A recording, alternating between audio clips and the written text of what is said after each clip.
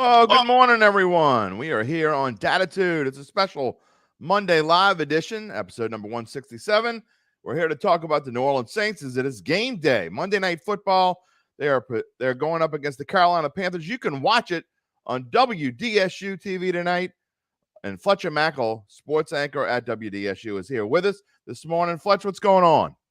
Not a lot, Jim. Thanks for having me. Thanks for coming on WDSU last night. Was that your maiden WDSU voyage last night? It was, and I got to tell you, I'm not trying to insult my friends at the other stations that I've been on, but you guys have the nicest studio. I mean, it is a beautiful studio. Of course, it helps that you're in a great prime location. Not that the others aren't. My friends, Doug, Garland, they've got great spots too, but you guys on the inside, man, it is beautiful in there. You guys must have been doing some work. No, you know what? The crazy thing is this. Actually, they built this building in 96. We did get a new studio in 2017. So the studio you were in is 6 years old. But the building, I mean, this building, I joke, is like impenetrable. That Katrina, we didn't have a window blown out during Katrina. And the building I've worked here for 21 years. The building has not changed besides like some paint and stuff. Right. So it's amazing how well it's aged considering it's 27 years old. Well, I loved the intro that you gave Sharif and I about the whole West Bank thing, and you said go Eagles. I mean, it was a great weekend for the Shaw Eagles. They defeated the Rummel Raiders this weekend, got the megaphone back on the West Bank. First time in 15 years. It's a good weekend. Now we're going to wrap it up. LSU wins, Tulane wins. All we need now is a Saints victory. Yeah, look, I know you don't love the line, and you talked with Sharif about like some of the reasons why. I think this is going to be a tough game, but I still think the Saints are the better team. And look, it's early in the season. I remember in 2017, the Saints started 0-2, and then they won 8 straight games and became the darlings of the league, so to say. So anything's possible. But with the fact that the Buccaneers are 2-0, the Falcons are 2-0, the Commanders are 2-0, Dallas looks like a juggernaut.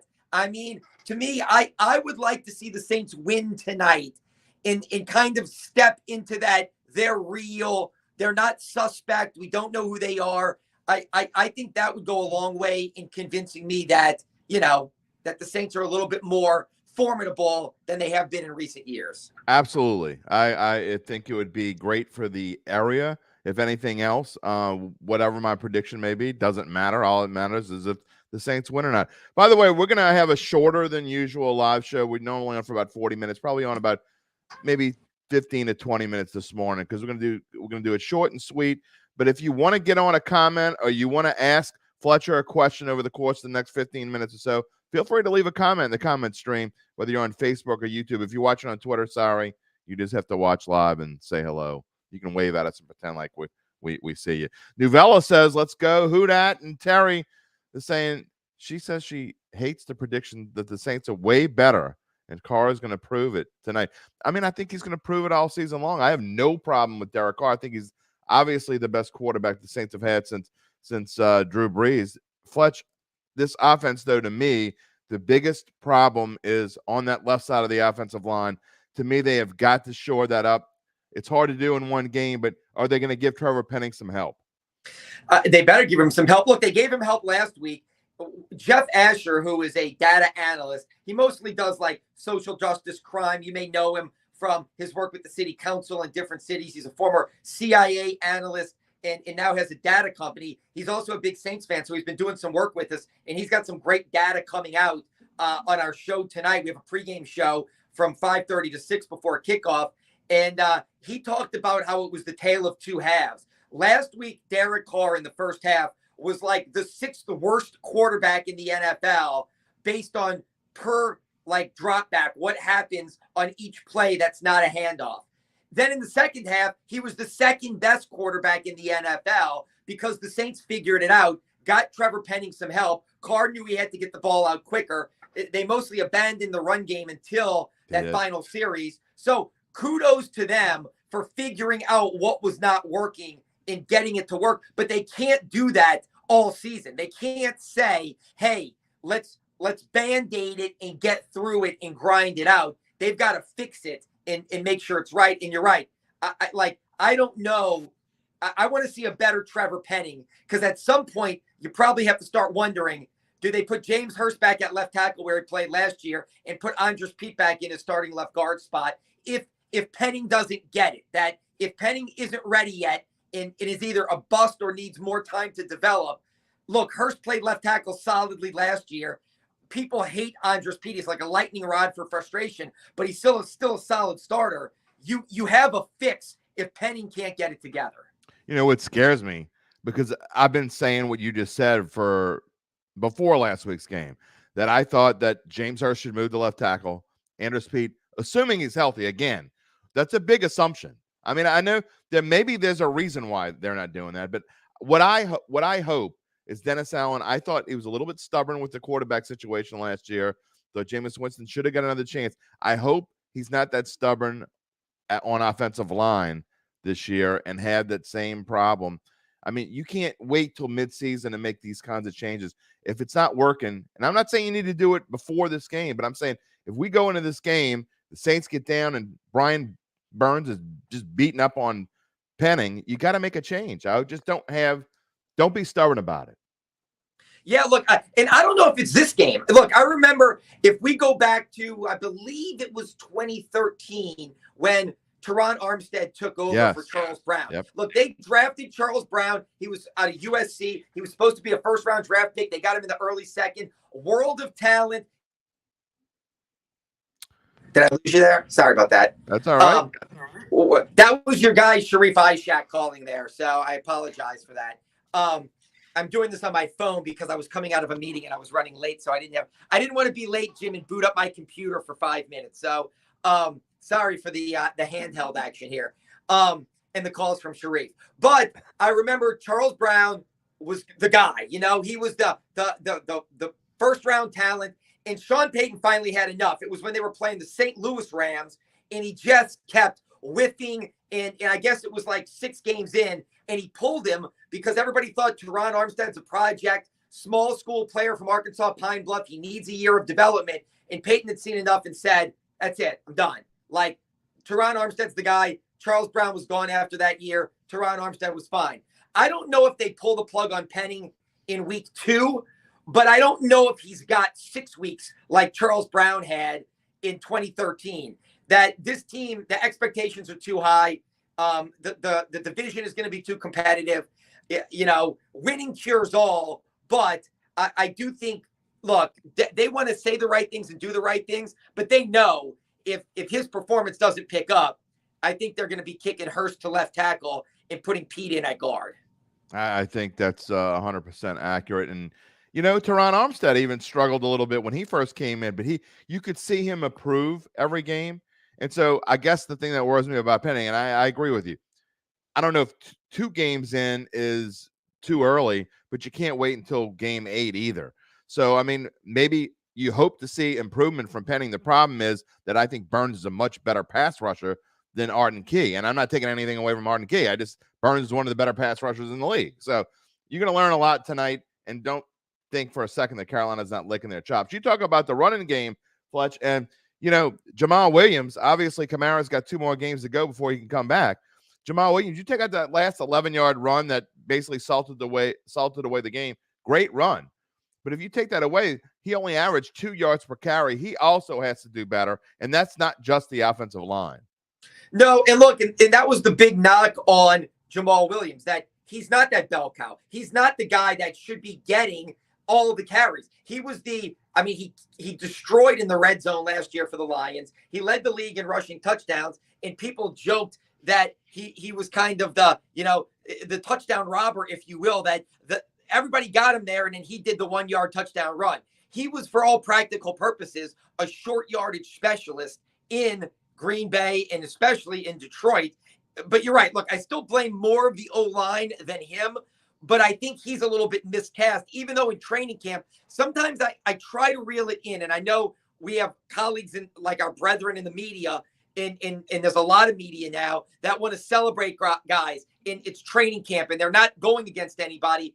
You know, Jamal Williams looked really good in training camp. He's catching passes. He's talking about being a weapon. Is he going to be the guy? and then the game started for real, and we see maybe he's just not the guy. Maybe he is a specialist in a short yardage type role. Not to say he can't break one every now and then, but putting him out there is a bell cow, so to say, miscasts him.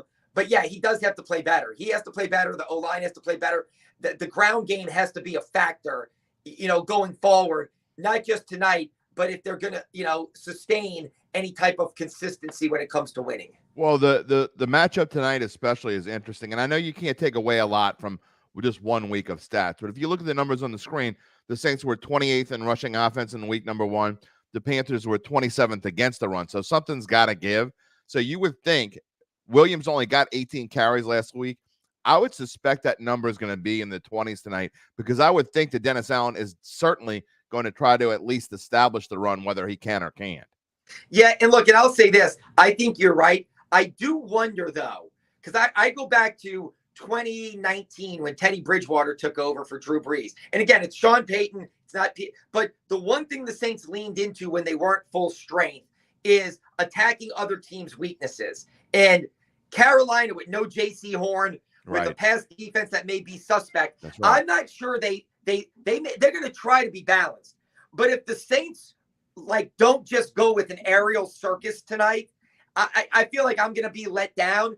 And the one thing I remember when I brought up 2019, Teddy Bridgewater was basically a game manager, if you remember. Right. Those 5 games, except for one game, Tampa Bay. Tampa had the 31st ranked passing defense. Their secondary was a disaster, and Bridgewater lit them up because I think Sean Payton knew, I can cut Teddy loose in this game. That's what we have to do to win. Against Dallas, when they beat him 12-9, it was just manage the game, and we're going to win a slugfest here. I would hope that Dennis Allen, Pete Carmichael, and even Derek Carr, with his input, say, yeah, we want to establish the run, but we have got to attack. Their best player in the secondary is out. They are not very good. It is a pass defense team. This is where we have got to attack tonight, and we've got to go get them in the air. Well, that's why I said on Channel 6's Game On last night, I said that I really liked Derek Carr's over passing yards, and I was way too high, by the way. I thought it was 255-ish or something. It's 230.5. I love that number. And I know, again, you're concerned about how many times he's going to get sacked, because I do think he's going to get sacked 4 or 5 times. I mean, that's the reality. But I still think he's going to be able to throw for a bunch of yards against why you're talking about. Your reasoning is perfect. 230 sounds like a low number. Derek Carr should be able to go over that. I would agree. I mean, look, we're talking a prop bet. Take that one all day, because either they're going to win and he's going to destroy them, or they're going to be losing. I can't see how, and he's probably going to have to throw him back into the game. So, to me, of all the bets you mentioned, when I heard you say it last night, it was 256 or something. I thought take that in a heartbeat. But now that it's 230, if we're just talking prop bets, go for it. But that's what I think they're going to have to do. Look, I go back to, and again, this is all Sean Payton, but these are people from the same mindset. If you go back to the game in Seattle when Teddy first took over, they gave Kamara the ball 40 touches that game. You know what I mean? They lean in to other teams' weaknesses. They're not this, we do what we do and other teams adjust. I think very much they are, we got to find the other team's weakness and exploit it. And to me, that is Carolina's weakness tonight. And I understand what you're saying. The line has to protect Carr if he's going to drop back that many times. But to me, that's the weakness they have to attack. That secondary with their elite playmakers in Olave, Shaheed, and Michael Thomas. Jim Derry here with Fletcher Mackel this morning on this special Monday live edition. I can't speak because it's Monday morning and I'm not used to doing a live show. I mean, the one good thing about doing my show on Monday is if I don't like something, I can stop it, rewind, and do it all over again. Can't do that here when it's live. I find interesting, Fletch, also the Saints defensive rankings. They weren't, when I came out and put the numbers together, I thought the defense was excellent. And I was surprised to see that the numbers were as low as they were. 20th against the run, 15th against the pass. I think if the Saints had that kind of defensive effort all year long, they're going to be just fine on that side of the ball. They look like Dennis Allen's regular top 5, top 7 kind of defense.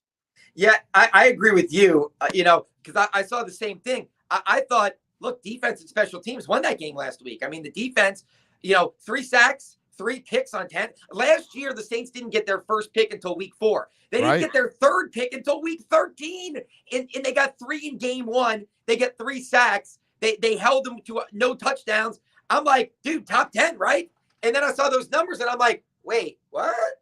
Like, so to me, if there's still more meat on the bone for this defense, then yeah, like, to me, like, that's really encouraging, because like you, the eyeball test said that was a top 10 performance, and it wasn't. So if they can get into the top 10, like, I think they really are going to do a number tonight on Bryce Young. And so I'm picking a score tonight that I disagree with you. I understand the Saints have not played well in Carolina the last 2 years. They lost their last 2 years. It's historically been a tough place for them to play. I think the defense is going to go to town on Bryce Young, and Carr's going to go to town on that secondary. And this is going to be a laugher in the fourth quarter.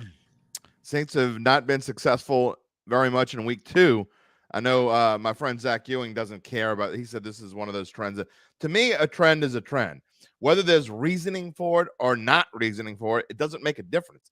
If it's happened a bunch of times in a row or a bunch of times out of a bunch of times, then it matters. And the Saints, since 2013, have won just once in week 2 and never on the road in week 2 in that stretch. Last time they won on the road in week 2 was in 2013 against Tampa Bay. The last time they won, period, in week 2 is 2018. They haven't started 2-0 since 2013. Fletch, to me, this team, and we talked about the easy schedule. We've been talking about that for months now. But they have got to capitalize, and they've got to win games they're supposed to win if they're going to get to that 10 or 11 win total. And we said it before. This NFC South they all have the easy schedule. You look at Atlanta's 2-0. They might have to win 11 games to win this division. You got to win these kinds of games. Is that what you feel tonight? This is you can't say must win, obviously. They're already 1-0. It's not a must win. But as far as importance of where they are, it's a big division game. Yeah, and just what you said, everybody talks about the Saints have an easy schedule. They don't play elite quarterbacks. The best quarterbacks they play are probably, Trevor Lawrence and Kirk Cousins, maybe, if he's one of the best. Exactly. Maybe Matthew Stafford, but who knows if he's even going to be playing quarterback in December for them, So again, but you're right. The Bucs have an easy schedule. The Falcons have an easy schedule. I just look at it and say that this is a game you're favored in on the road. Win this game, because next week, even though the Packers lost yesterday, they're still going to be favored at home. Jordan Love had a solid game in week 1. And look, winning at New England is, I that game last night I watched. I'm not saying New England's great, but this is a rookie quarterback with an injured secondary, and you are the veteran team coming off a really nice second half. Yes, this is a game that not a statement, not a must win, but it's something tangible. Like, they use the term stacking wins. Wins like this, because they're gonna matter at the end of the season, especially division wins, because you get in those tiebreaker situations. You never know what's going to happen and how you need them. Okay, it's prediction time. I've been waiting until today. I had a prediction last Wednesday is when my column came out, but I reserved the right to change my official pick to today. You're the guest, Fletcher. I'm going to let you go first. What is your official pick tonight? You can watch the game on WDSU. It's an early time, 6:15. What time are you guys going on the air, by the way? We're going to be on starting at 4, and then we have we're doing a ton of coverage starting at 4, and then we have a full-fledged pregame show at 5:30, and then immediately after the game, we're on live for 90 minutes, carrying everything. By the way, I want to look like Jim Mora when I'm 87 or 80, whatever he is. 88. That is amazing. This dude is amazing. I mean, he looks like he's 72 or something like that, and an in shape 72, by the way. I know. I picked him up, and I'm like, "What are you what fountain of youth are you drinking?" Exactly. From? Right. Can we have some? Right. He's in great shape. He looks great. I agree. Yeah. I love Jim Mora. I love me some Jim Mora. He's been on this show, by the way. He came on. I know. It's great. So my prediction is, I told you I was going big or bigger. I'm not saying the Saints are scoring in the 40s, but okay. I do think Carolina's defense, Burns, is elite. I think that they're a good defense. I am going 27-13 Saints. Wow. That is super big. That is a huge prediction. All right, Saints lovers who call me Derry Downer, turn your screen off, or if you're listening on the podcast on delayed basis, you can just stop listening now because you're not going to like this prediction. I'm not changing it. I don't like this matchup for the Saints offensive line. I think it's going to be. I really do like the prop bet of Derek Carr. I do think he's going to throw for a lot of yards. I think partly because the Saints are going to be behind. I just don't like this matchup. I really don't. I don't think Bryce Young's going to play all that well. I think it's going to be an ugly kind of game, kind of like last week. I'm predicting the same score I predicted in my column. Panthers 18, Saints 17. I don't know how they get to that number. It doesn't matter. I like the under. It's ugly. It's going to be an ugly kind of game. Yeah, look, I can certainly see that. I'm not disagreeing with you. I mean, last year I thought they were going to go in and decimate that team, and they lost. 2 years ago, coming off that Green Bay win, I was in Jacksonville after Ida when they beat Green Bay in Jacksonville, and I thought they're going to go smoke this team, and they lose. Carolina has given them issues. That defense is good. I love Bryce Young. I love them at Bama. But I just think tonight, this is going to be more. I said I didn't want to call it a statement game. I think this is a little bit of a statement for Dennis and Pete. Don't keep dumping on us. We know what we're doing. You know, the offense breaks through and the defense steps up. You know, I agree. Look, I'm rooting for Pete. I got to say, I was all over him last year. I was probably harsher on Pete Carmichael than anyone. Okay. I had a name for him that I haven't used this year. I'm trying to be positive. I think that Dennis Allen has changed it. I think Dennis Allen is a different coach. Like, you could see it in training camp. He was way more confident in himself and just the way that he just kind of took charge. And I like the way he's handling himself. So I think this is a different team. I think this coaching staff feels different about themselves. Uncle Big Nick says that the Saints score 20, they win. Maybe that's true. Terry says the Saints. I think she meant Saints, not Santa. I mean, although maybe she's getting Santa too fast. I got a Christmas coffee mug this morning, so maybe that's what she's saying. I don't know. But I hope you're right, Fletcher. I hope I'm wrong. And I hope you guys have great ratings. Everybody watch the game on WDSU tonight. Fletcher, you going to get a nap in before the big night? No, I'm here. I'm at work, and I'll be here till like midnight. All right. Well, enjoy it, and I hope everybody else has enjoyed it. And I thank you for coming on. We'll see you next time. Maybe I'll be on Game On before the season's over. Let me tell you, you're a man in demand. I have a feeling we'll be begging you to come back soon. All right, anytime you want. Fletcher Mackel here this morning on the Dattitude podcast. We thank you for joining the live show. And remember, as always, you can go catch this on demand. I'll add my monologue and add my close. Anywhere you get your podcast, just search for Dattitude. We will see you tomorrow morning as well, not live, but on the podcast version. I'll give you Derry's dime and my take on what happened. Hopefully, it'll be positive news. For Fletcher Mackel, I'm Jim Derry. We'll talk to you tomorrow. See you later, everybody.